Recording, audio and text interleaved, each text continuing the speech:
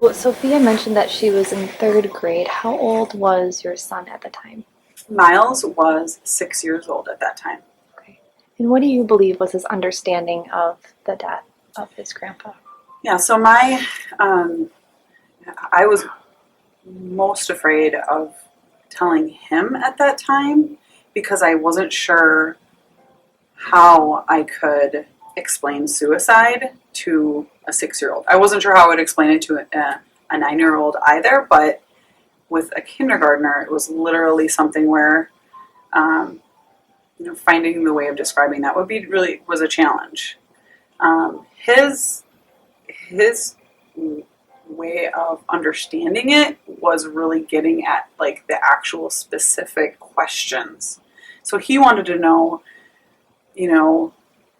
what happened specifically.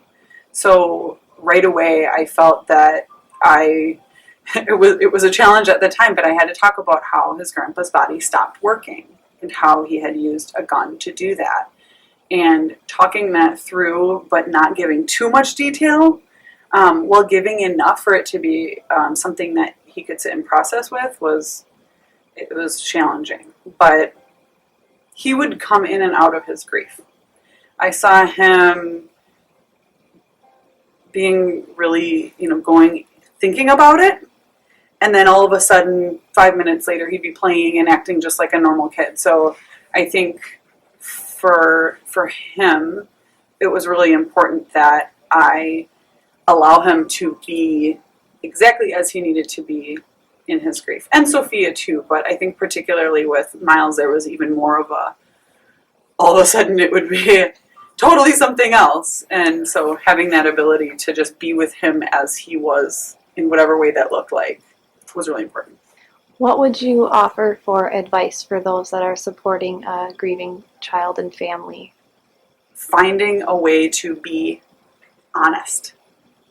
I think it's so difficult to not want to, again, protect kids from facts. And life is and death is such a difficult thing for adults to wrap their head around, that if we don't find a way to talk about it and be direct about it, then I feel like we're robbing our kids of the opportunity to properly deal with it. So I would say being honest and finding an age appropriate way of talking about it, but being honest is really important.